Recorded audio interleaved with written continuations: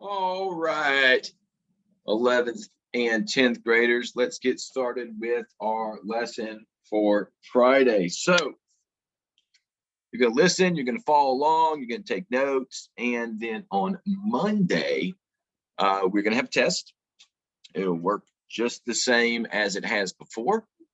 And then on the rest of Monday, Tuesday, Wednesday, and Thursday, what you should expect is some reading in class to be done and some assignments that need to be done. I'm going to try not to stress you guys out with too much work since I know I'm going to be gone for a number of days, but that's kind of the plan at the moment. So that's what we're going to be doing. I will see you guys when I get back. But right now, what we're going to be talking about is absolutism in Eastern Europe. And right, all the same things apply here, but we're going to be talking about some long and short-term consequences at the end of the kind of class today. And this is a rather, I mean, there's a lot of information here, but we're going to hopefully going to be able to move through it relatively quickly. All right, same sort of things here that we're dealing with. Now, in Central and Eastern Europe, by the time we get to the late 17th, early 18th centuries, that's the late 1600s, early 1700s, right? We find the emergence of three new powerful nation states, okay? And these are going to be Austria, Prussia, and Russia, okay? So we're going to talk about each one of these in turn, and you can read about them. We have the Habsburgs, the Hohenzollerns, and the Romanovs are the three ruling families of each of these, and all of these families are going to stay in power until the First World War, and then they're all going to be done. So they all start around the same time, and they all end around the same time. So I guess that's the circle of life. And so we're talking about each of these in turn. Now, your book chooses to focus on Russia the most. That makes sense on some level because Russia is still a very important country, and then doesn't focus very much on Prussia or on Austria. I think it goes back and hits some of this information in the section on the Enlightenment, but we're really going to hit it here because I think this is a better place for it. So, but we're also going to spend some time talking about Russia too. All right, so moving on. So questions that we're going to ask. How did the Tsar strengthen the Russian monarchy? What reforms did Peter the Great make? What sort of states formed in Central Europe? And what were the consequences of the rise of absolutism? And then some other questions we're going to ask, how are these three absolute monarchies the same? And of course, how were they different? And especially in the case of Prussia, there are going to be some marked differences, especially from other absolute monarchies that we witnessed during this time period. So Prussia is a kind of unique situation, like Prussia is unique in a lot of ways. Not surprising that this is just one more way that it's unique. So let's talk about Russia. So by the 1500s, Russia is beginning to come out of its long period of isolation behind the Golden Horde. This is the being ruled by the Mongolians and the Khans and things like this, and is ready to be ruled by its own people independently of anyone else. And this is going to launch a time period of a couple of things. It's going to launch the Great Russian Expansion, in which Russian territory expands vastly to the east, right? This is the time period in which Russia grows from a kind of small, extremely Eastern European country to expand all the way to the Pacific Ocean, from the Arctic Sea, right, to the borders of India, and all the way into Eastern, really into Central Europe. So Russia goes through an amazing amount of territorial expansion during this time period. But despite it growing to so vast a size in technological advancement and centralized government, it lags so far behind where the rest of Europe is, and pretty much for the rest of Russia's life. And you can argue that that's still the case now. Russia's still playing catch up in these two types of things. Now, what was the government of Russia like? Well, it was run by church officials and by the boyars. Now, the boyars are just the Russian name for their kind of landed nobility. But in 1546, a young prince of the area around Moscow claimed a new title. He claimed the title of Tsar, which of course comes from the Roman word Caesar or emperor, and the new Tsar, Ivan, who's going to be called Ivan IV, intended to rule without any of the traditional limits that had been previously placed on princes in Russia's power. Now, in this, he was partially successful. He did end up strengthening the monarchy in Russia, and especially his personal rule significantly, but it comes at a rather significant cost for Russia and perhaps for himself, because Ivan, of course, is Ivan the Terrible, and he's terrible because he goes insane and just starts killing people randomly with for no seeming reason. He liked to carry around a big, long, pointed stick and just stab people with it for giggles, I suppose. But during his early years, before he went crazy, Ivan carried out many reforms. He created a general council, kind of like a parliament that included merchants and low-level nobles. He formed the military as a meritocracy, right? He drew up a new legal code, and he's one of the czars who really pushed Russia's expansion, and of course, he promoted trade.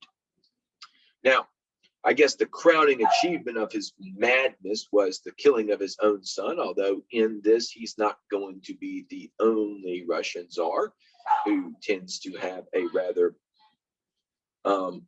increasing dislike for his own son. Another of the Russian czars that we're going to talk about, Peter the Great, kills his son as well. So, hey, you've got, tradition.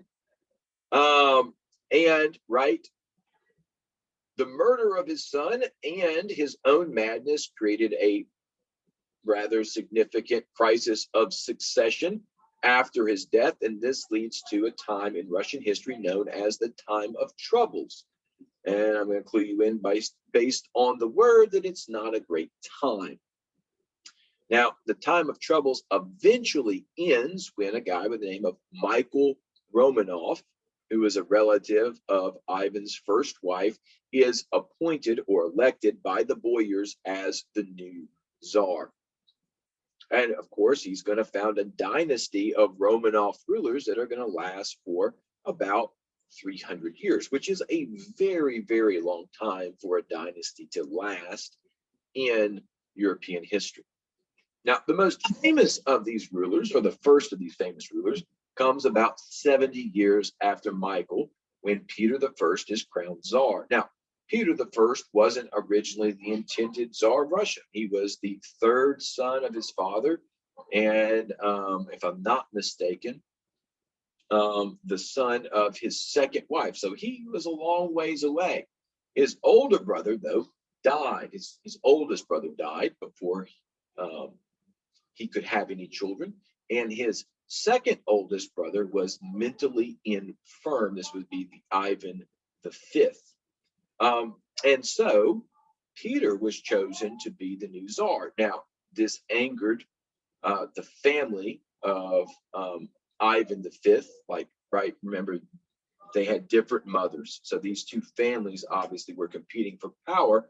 And so Ivan and Peter were named co-rulers. And actually, the power was held by Ivan's older sister, Sophia, who basically ruled in place of both of her brothers because they were quite young. Now, by age 17, though, Peter had worked it out so that he had his sister removed from power and sent to a nunnery where she remained for the rest of her life. But even then, he was still not able to rule in his own right because the real power in Russia was held by Peter's mother, who was not apt to give up that power and didn't give up that power, in fact, until she died when Peter was about 22. Now, Peter was a very, very unusual person. His physical appearance was very, very unusual. He was about 6'8", I think, is what modern historians kind of put him at. But in spite of this, right, he wasn't of the stature normally associated with people of that size. He had very, very narrow shoulders, small hands and feet, and a relatively speaking, for his size, small head. So he had a rather unusual appearance. Now, he had a very strong personality and loads and loads of energy. And for much of his early life, while he was playing second fiddle, first to his half sister and then to his mother, he spent his time doing what things he wanted. He learned shipbuilding and blacksmith. He enjoyed working with his hands, things like this, which are going to be important going forward. Now, when he becomes czar, the first thing that he does is he focuses on Russia's primary problem. And this is something that we need to understand about Russia, because this is going to be Russia's primary problem for really always. Russia doesn't have access to an ice-free port. So the only real port that Russia has at this point is the port of Archangel. And Archangel is located on the Bothon Bay in northern Russia next to Finland, but you have to sail all the way around the north of Finland and Norway to get there into the North Atlantic and in the Arctic Ocean. So, of course, this port is not ice-free all the year round, but Russia's borders don't extend to the Baltic Sea like they do now, and they don't extend to the Black Sea, once again, like they do now. And so Peter was intent on extending Russia's borders, at least to one of those, and primarily he focused on the Black Sea to start with, because this was the place where Russia's traditional enemy at the time was, the Ottoman Turks. So the Ottoman Turks and Russia have at this point, a long history of warfare against each other, and this is just another instance of this. Russia had actually founded a huge alliance system called the Holy League, which was allied against the Ottoman Empire. And Russia was the primary focus of this. Russia attacks the Ottomans. They are at first successful, but then because of logistic problems and a number of other things, they're forced to withdraw. And then Russia attacks again. Peter builds up a rather impressive, for the time, navy of a few dozen ships and attacks. And the port of Azov on the Sea of Azov, which is right that little bitty sea that's part of the northern Black Sea, is captured by the Russians. And the Russians begin building up a naval force there. And this is the beginning of the Russian Imperial Navy. And remember, Peter was a big fan of woodworking and blacksmithery and all those sort of things. So this is right in his alley. He's going to do a lot of promotion in this. And we'll get back to Russia's quest for another ice-free port toward the end of Peter's reign. Now, Peter recognized his country's need to modernize. He realized Russia was not as culturally advanced as others, and this led to a policy of westernization. So westernization is a policy where Russia commits to bringing elements of Western culture, government into Russia and changing Russian culture. And this is a big deal. Actually, Peter is married to the last Russian Tsarina ever. All the other Russian Tsarinas are foreigners. And this becomes a big kind of staple of Russian politics, is that Russian czars marry outsiders. Peter actually has his wife committed the native Tsarina to a nunnery and then marries a foreigner and sets this precedent. But in order to westernize his country, in 1697, Peter launches on what's called Great Exhibition, or where he's headed off to Europe to study European culture. Now, he does this incognito, but right, incognito. I'm going to travel under an assumed name, and yeah, no one's going to know who I am. Yeah, right. How many other 6'8" dudes are there walking around that just happen to be the Russian czar, right? So it's not surprising that his incognito attempt failed pretty miserably.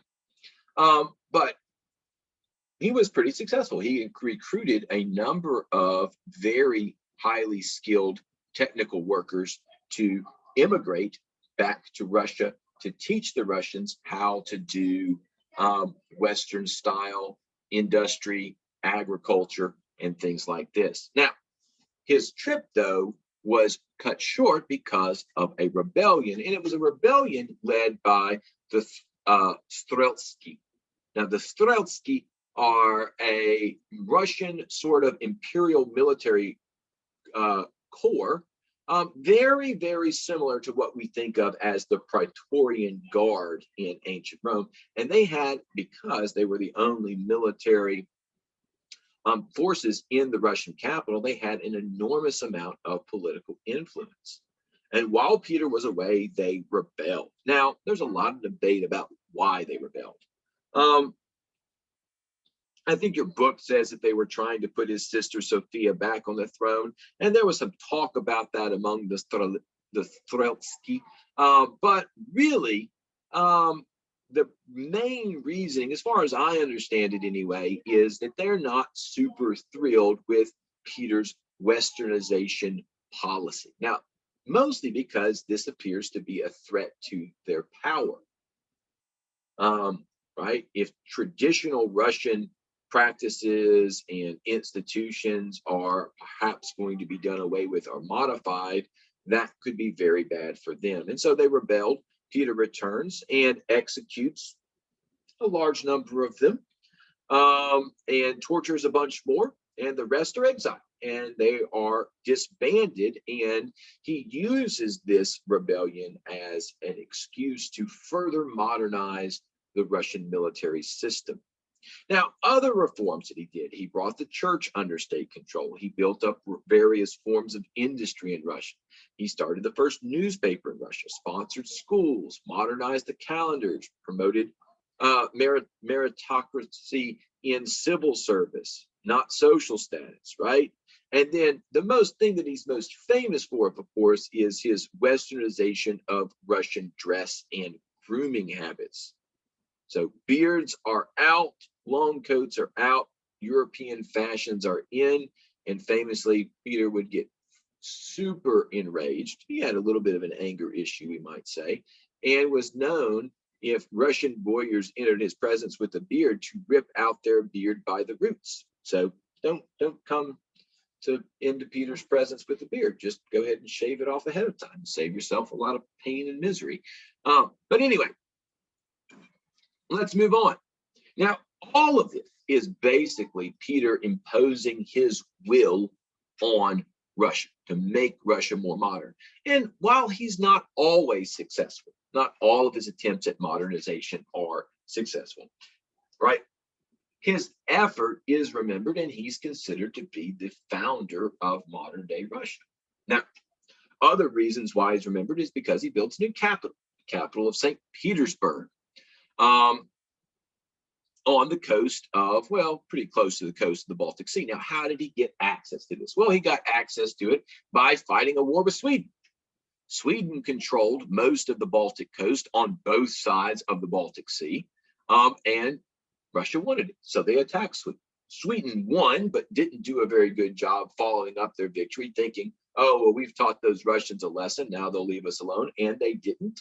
And Russia came back and was successful enough that they were able to acquire, in the Treaty of Nystrad in 1721, several provinces, the modern day countries of Estonia and, let me think about it, Latvia or Lithuania, one of those, I think it's Lithuania, and then the area in modern Russia that sits on the Baltic Sea. And even before the war was over, Peter had already begun building his new capital at St. Petersburg.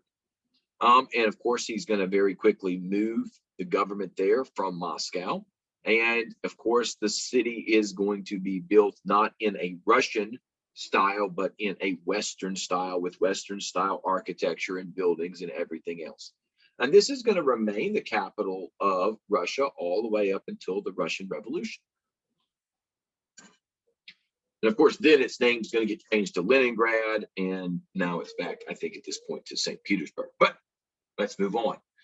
Peter isn't the only great absolute monarch in Russian history. Actually, the other famous one is another person who gets called the Great, Catherine the Great.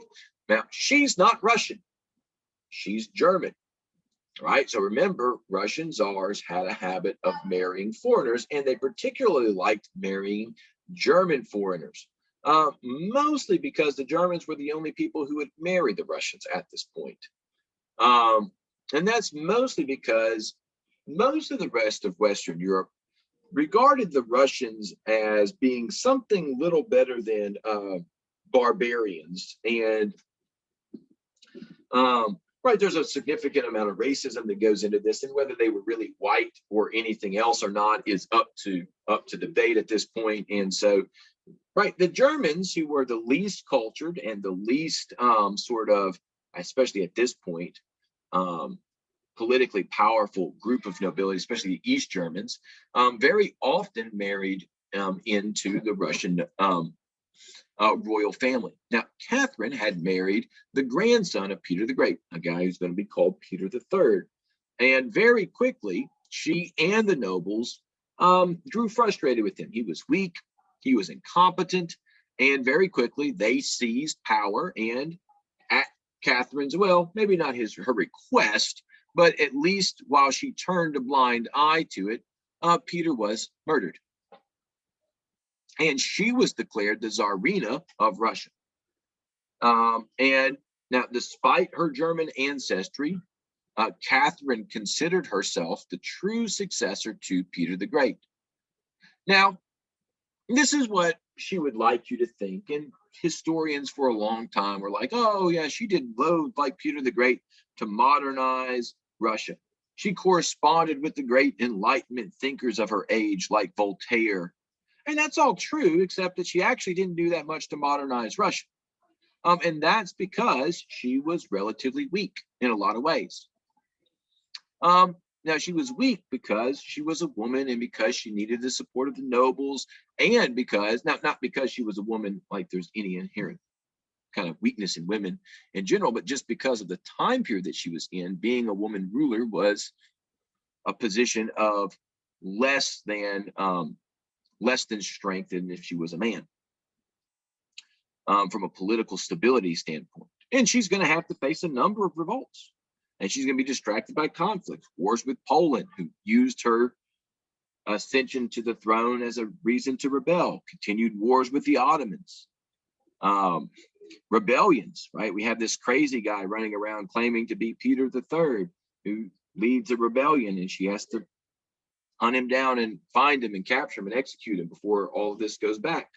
And she has to, in order to assure the stability of Russia, she has to give away a significant amount of power. And in giving away that power, right, she loses the ability to perform a lot of the reforms that she might have legitimately wanted to do, but just was not capable of doing because of the political situation at the time. Now, let's move to Austria. Now, in Austria and Central Europe, there had been at this point no absolute monarchs, no powerful monarchs. And we know that there's the Holy Roman Emperor and empires headed by an emperor, but they don't have any real authority over the hundreds of independent or virtually independent little German principalities. And even though for hundreds of years at this point, all the Holy Roman emperors had come from a single family, the Habsburgs, they were still relatively weak. Now, in the 1600s, the Habsburgs tried to strengthen their position.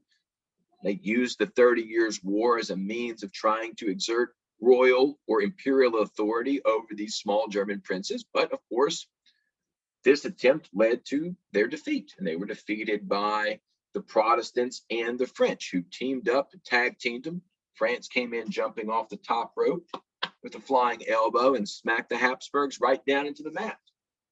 Now, at this point, the Habsburgs made a decision, and they stopped trying to gain control and make the entire Holy Roman Empire into, right, a unified country. And instead, what they did was they turned their attention to their own private domains, like the lands that the Habsburgs actually ruled by their own power. So this is primarily Austria at this point, because the Habsburgs have become weakened by all this conflict, and their territory is in some serious trouble. In the 1600s, after their defeat during the 30 Years' War, the Turks choose this moment, of course, to attack. And the Turks get so far as to besiege, right, the Austrian capital of Vienna.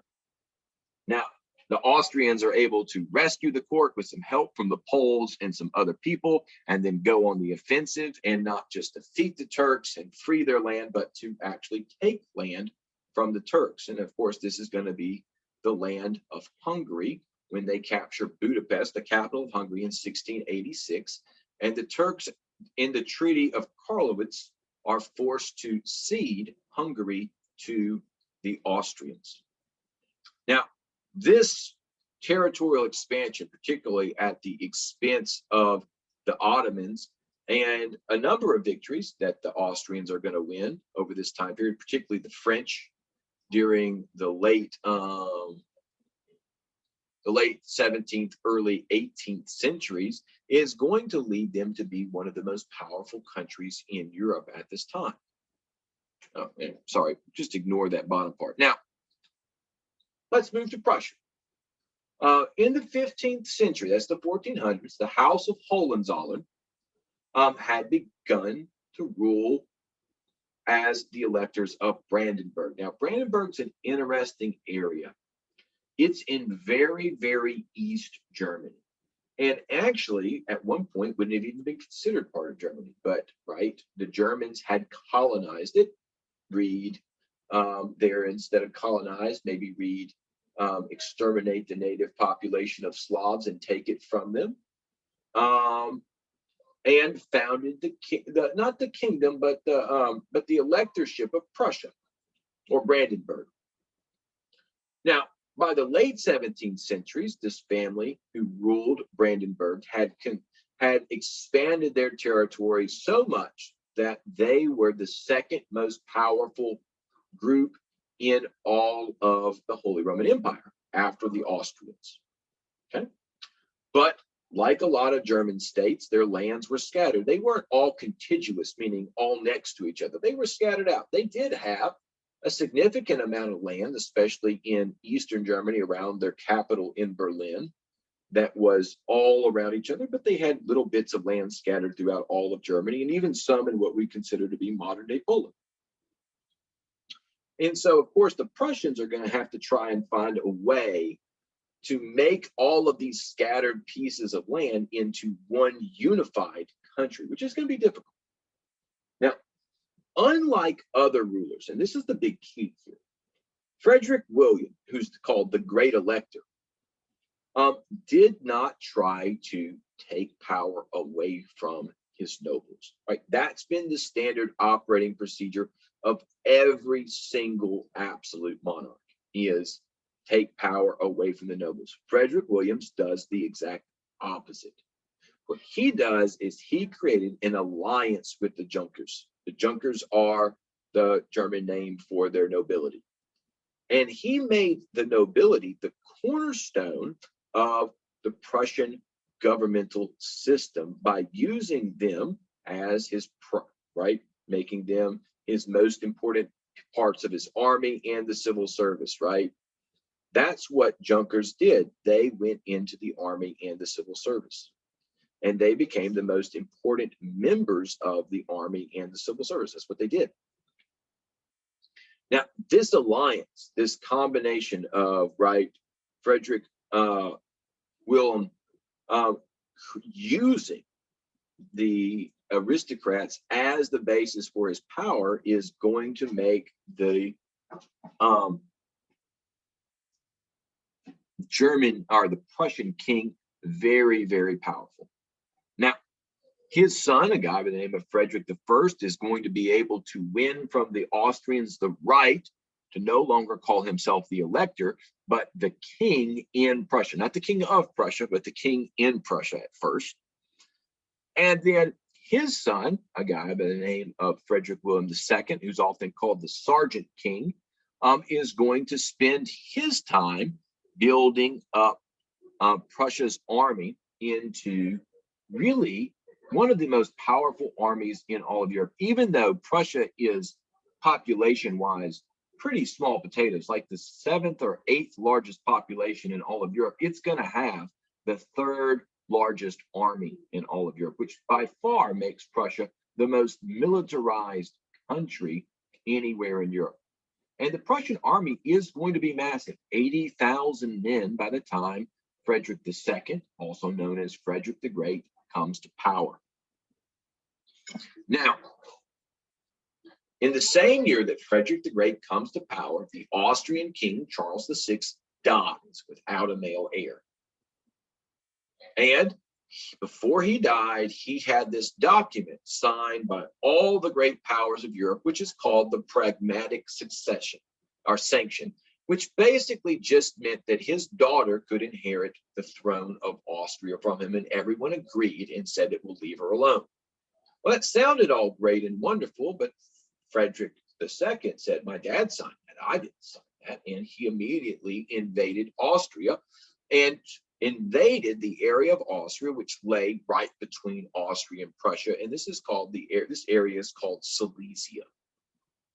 And this begins the War of the Austrian Succession.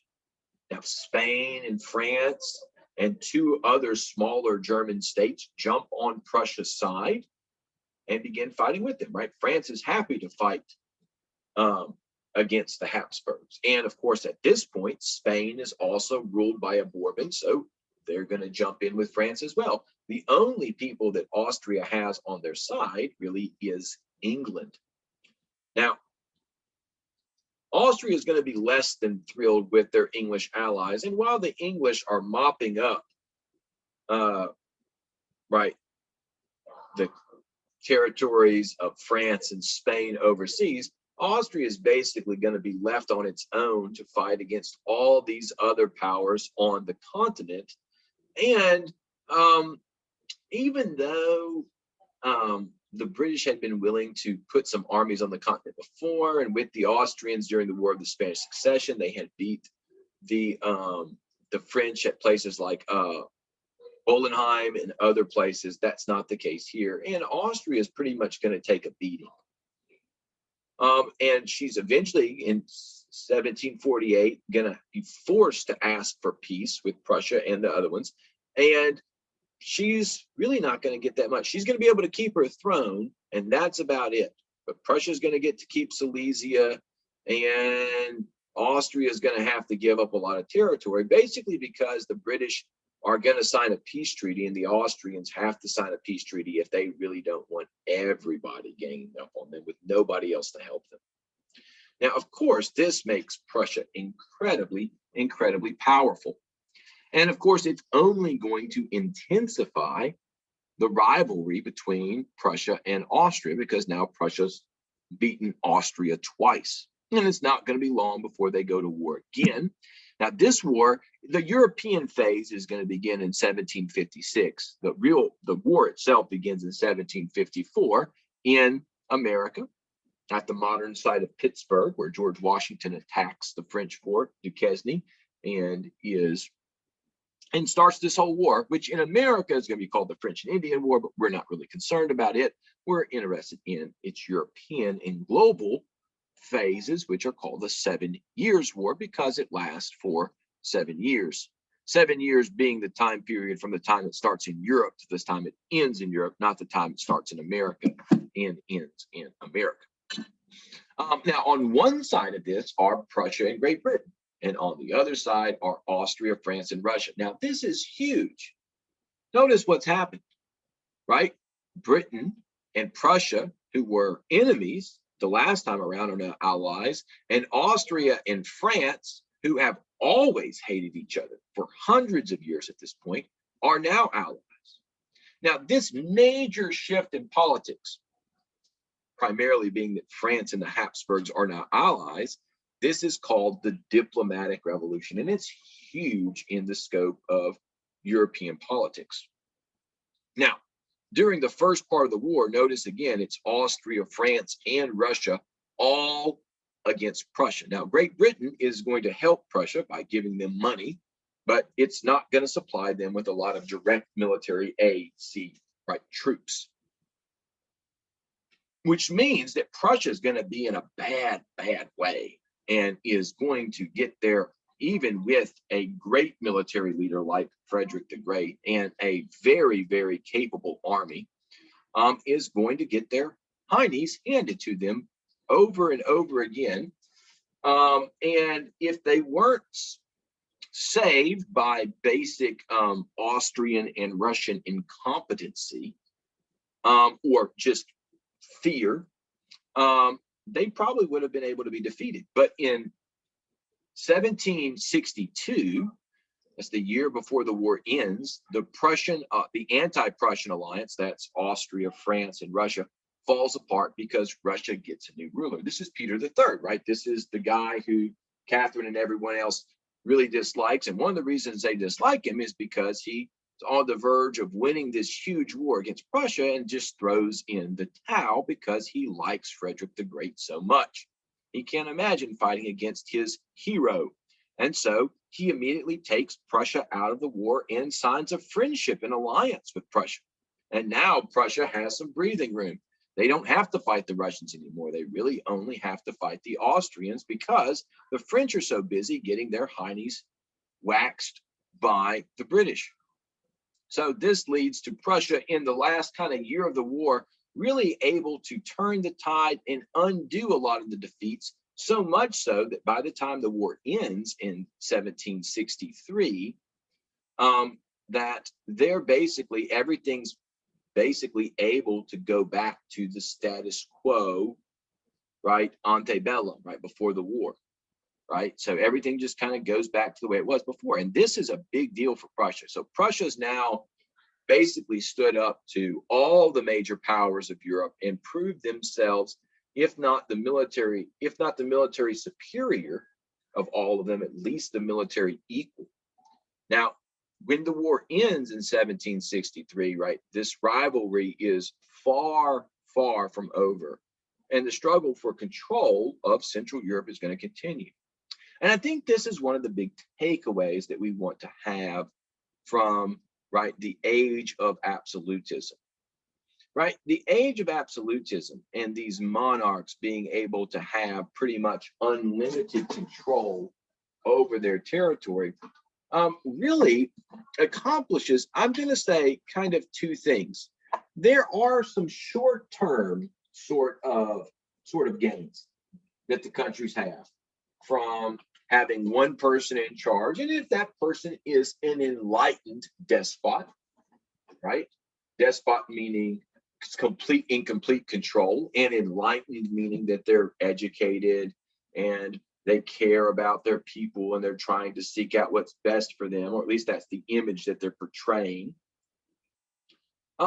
If they're an enlightened despot, then, you know, for a while things go well. But every single one of these kings, when they get complete power, one of the things that we see very quickly is, right, a tendency toward large-scale international warfare.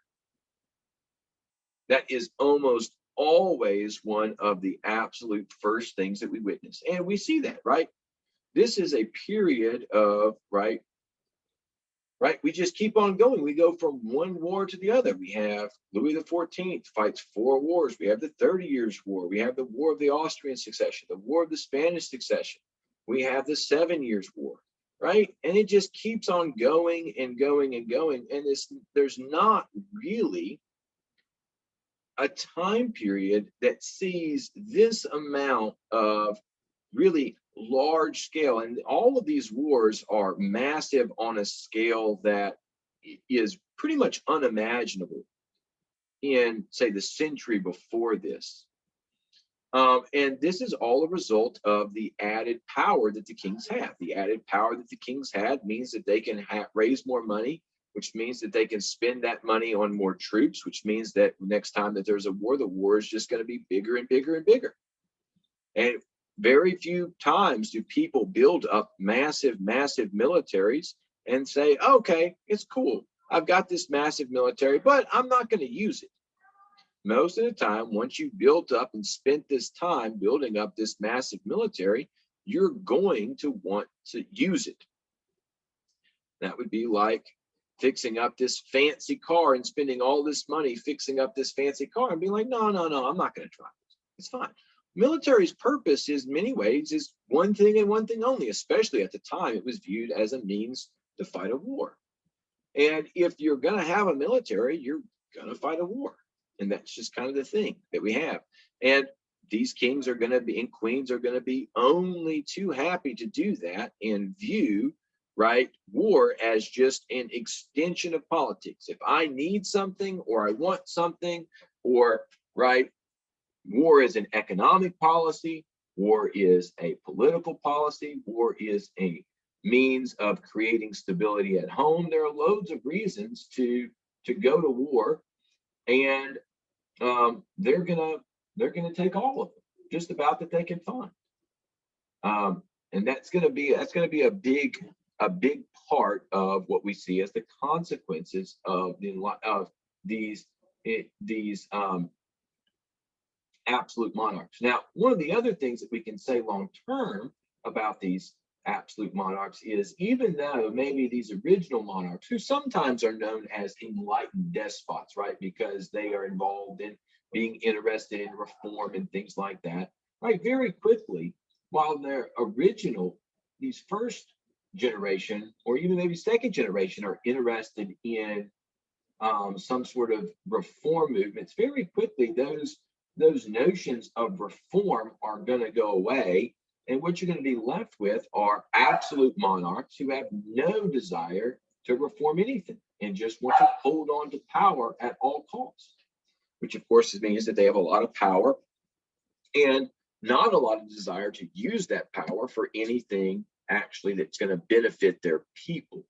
I mean, that's going to be a problem going forward too. And we're going to see that the consequence of that is going to be, right, the end of absolute monarchy and revolution and a lot of pain and misery for a whole lot of people. But that's a story for another time. So you're going to listen to this on Friday. You're going to study over the weekend, and you're going to be ready for that test over absolutism on Monday.